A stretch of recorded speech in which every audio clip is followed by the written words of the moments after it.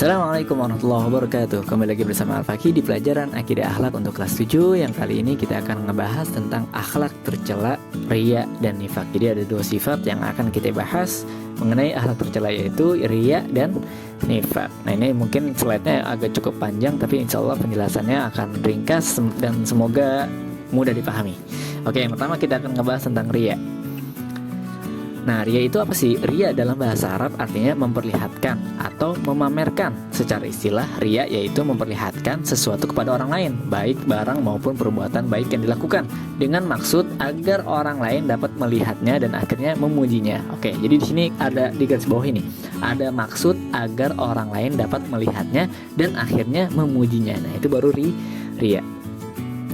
Hal yang sepadan dengan riya adalah sum'ah, yaitu berbuat kebaikan agar kebaikan itu didengar orang lain dan dipujinya, walaupun kebaikan itu berupa amal ibadah kepada Allah Subhanahu wa Ta'ala. Jadi gampangnya tuh kalau bicara tentang riya tuh pengen dikata orang lah gitu, pengen dikata baik, pengen dikata soleh, pengen dikata pinter, pengen dikata dermawan dan lain sebagainya. Intinya ada maksud pengen orang-orang tuh ngelihat perbuatan dia dan pengen dipuji gitu. Nah, itu namanya riya. Dengan demikian, orang yang riya berarti juga sum'ah, yakni ingin memperoleh pujian dari orang lain atas kebaikan yang dilakukan. Jadi riya sum'ah tuh 11-12 gitu, sama-sama jelek. Rasulullah SAW bersabda, barang siapa berbuat baik karena ingin didengar oleh orang lain, yaitu sum'ah, maka Allah akan memperdengarkan kejelekannya kepada yang lain. Dan barang siapa berbuat baik karena ingin dilihat oleh orang lain atau riya, maka Allah akan memperlihatkan kejelekannya kepada yang lain. Hadis riwayat Bukhari. Oke, di sini ada bentuk-bentuk contoh perbuatan dan sifat-sifat riya. Nah, yang pertama, ada seorang siswa senang melaksanakan sholat duha atau zuhur dengan harapan supaya dapat nilai dari gurunya. Oh, gue sholat ada guru gue nih, biar gurunya ngeliat terus dapat nilai. Oh, nih si fulan rajin nih gitu.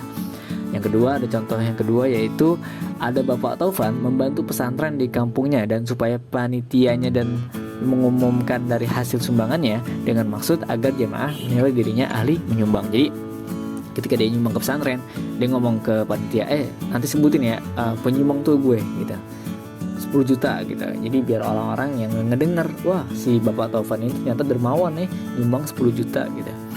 Oke, contoh ketiga, seseorang yang mengadakan aksi sosial, misalnya membantu korban banjir, gempa bumi, menyantuni anak yatim di hadapan banyak orang dengan maksud agar ditayangkan di TV atau radio. Wah, lagi ada orang banyak, akhirnya sosokan ngebantu, tapi niatnya itu bukan tulus ngebantu, tapi ada maksud biar masuk TV nih, biar terkenal, biar terlihat dermawan gitu. Pokoknya tuh kita berbuat baik di depan orang lain boleh, tapi kalau ada maksud lain, pengen dipuji, pengen dapat balasan pengen dapat kehormatan dan lain sebagainya, kalau ada iming-iming kayak gitu, nah itu udah termasuk sifat riya, sifat yang jelek.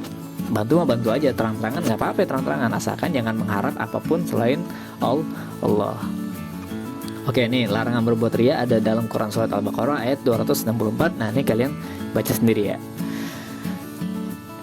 Oke, akibat buruknya apa sih kalau kita berbuat riya? Yang pertama, riya termasuk syirik kecil. Tahu syirik kan? Syirik itu kan dosa besar. Nah, riya ini syirik kecil. Jadi tuh hampir mendekati syirik yang dimaksudkan menyebabkan orang ini keluar daripada keislaman. Oh, nih saking bahayanya sifat riya atau akibat riya.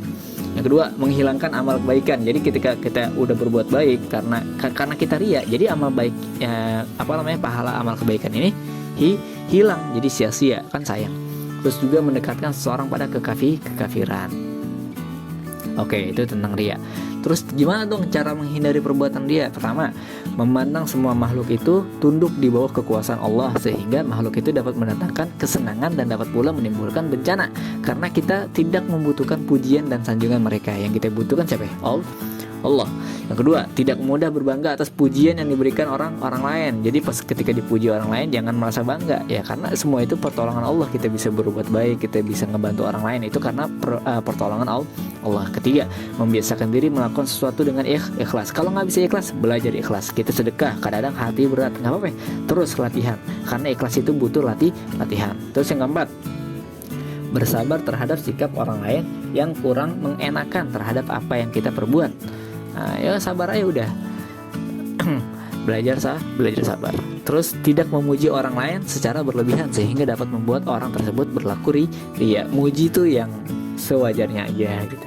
Terus melatih diri untuk bersedekah secara sembunyi-sembunyi dengan maksud untuk menghindari pujian orang lain. Nah, kita kalau udah bisa sedekah secara sembunyi-sembunyi dalam artian mau ada orang yang lihat kayak enggak kayak, nah itu insya Allah bisa ngelatih diri kita agar terhindar dari perbuatan ria. Yang kedua, nifak. Oke, itu tentang dia ya, semoga dapat dipahami. Yang kedua, nifak. Nah, nifak itu apa nih? Nifak itu secara bahasa berasal dari kata nafiko yang artinya salah satu lubang tempat keluarnya yarbu atau hewan sejenis tikus dari sarangnya. Oke, secara istilah itu sikap yang tidak menentu, tidak sesuai antara ucapan dengan perbuatannya. Oke, itu istilah ya. Nggak sesuai antara ucapan sama perbuatannya. Ciri-cirinya ada lumayan banyak nih.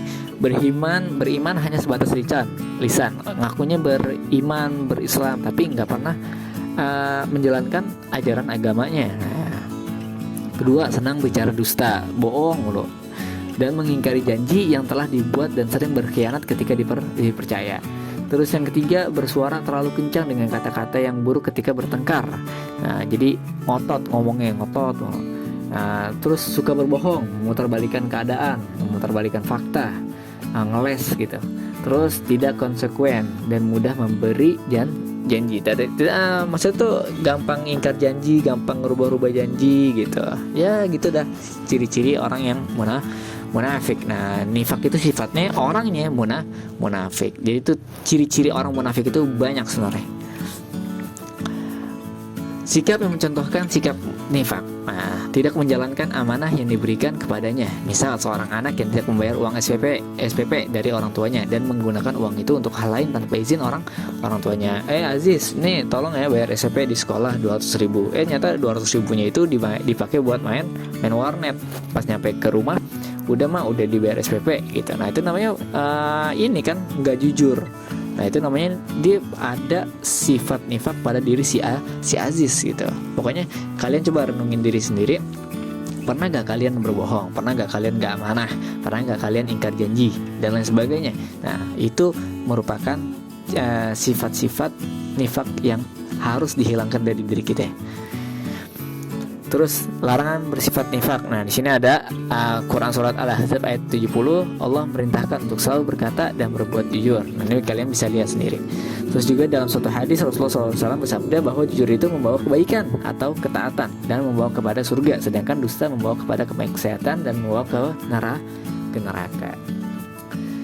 Terus akibat buruk sifat nifak bagi diri sendiri itu apa sih? Nah, ini buat diri sendiri sifat buruknya itu satu, tercela di hadapan Allah dan manusia, ya kan? Nah, kita tuh jadi tercela, nggak punya harga diri lagi. Terus dianggap pembohong, tidak dipercaya orang lain lagi. Mau bisnis, mau usaha, mau kerjasama, susah. Karena orang-orang tuh udah nganggap kita tuh jelek. Terus dikucilkan di masyarakat, tahu dikucilkan, nah, dijauhin, nggak ada yang mau percaya lagi sama kita gitu. Terus mempersempit jalan rezeki. Nah, tahu maksudnya mempersempit itu kalau kita makin banyak kenalan, makin banyak orang yang senang sama kita, itu rezeki kita makin lancar dalam artian banyak orang yang mau ngebantu kita, banyak link gitu dah. Nah, kalau orang-orang udah ngejauh dari kita, itu mempersempit jalan rezeki kita. Orang-orang tuh segan bantuin kita, mau nyari kerjaan susah karena nggak dipercaya kerjanya jujur gitu dan sebagainya. Terus juga yang kelima, itu dihantui perasaan was-was dan tidak tenang dalam hidup. Wah, was-was terus hidupnya, takutan gitu. Terus ditempatkan dalam neraka. Ini nih yang paling bahaya, ya kan. Terus akibat buruk sifat nifak bagi orang lain. Nah, tadi kan buat diri sendiri. Nah, buat orang lain apa nih? Membuka peluang munculnya fitnah yang dapat merugikan orang lain. Nah, jadi karena kita berbohong, orang lain tuh ikut dirugikan, bisa kan? Nah, terus dapat mempermalukan keluarga dan masyarakat. Jadi kalau kita yang kena kasus, kita yang dianggap tukang bohong, kita yang dianggap tukang munafik, itu keluarga kita juga yang malu. Wah, lo anaknya kiai kok begini sih gitu, misalkan, kan jadi nggak enak gitu. terus dapat memancing perselisihan yang berlanjut pada putusnya tali silaturahim. Akhirnya jadi orang-orang jadi musuhan, jadi berantem, akhirnya bisa putus silaturahim, bahkan bisa perang gitu kan. Pokoknya itu bahaya dah. Nah, sekarang membiasakan diri untuk menghindari sifat nifak gimana nih? Yang pertama, nifak merupakan larangan agama yang harus dijauhi dalam kehidupan sehari-hari, ya kan? Kita harus tahu nih, nifak itu larangan agama, jadi kita harus ngejauhin. Kedua, nifak akan merugikan diri sendiri dan orang lain sehingga dibenci dalam kehidupan masyarakat. Jadi kita harus sadar bahaya sifat nifak itu apa nih, kerugian yang akan kita hadapin. Terus ketiga, nifak tidak sesuai dengan hati nurani manusia, termasuk hati munafik sendiri. Jadi artinya kita berbohong, tapi itu hati nggak bisa bohong gitu. Hati itu selalu nggak tenang, selalu was-was, selalu ngebisikin kita seakan-akan perbuatan kita itu salah gitu. Pasti kalian pernah ngalamin kan. Terus yang keempat, kejujuran menenteramkan hati dan senantiasa disukai dalam pergaulan. Nah, kalau kita jujur, itu kita tenang, nggak ada beban, nggak ada rasa takut, nggak ada rasa was-was. Ya udah, adem anyem gitu. Mau tidur juga nyenyak gitu kan, nggak ada musuh dan lain sebagainya. Oke, itu aja pembahasan singkat dari riya dan nifak. Semoga kita terhindar dari kedua sifat buruk itu dan sifat-sifat buruk lainnya. Oke, itu aja. Kalau misalkan ada yang pengen ditanyakan, silahkan tulis di kolom komentar atau japri saya langsung. Wassalamualaikum warahmatullahi wabarakatuh.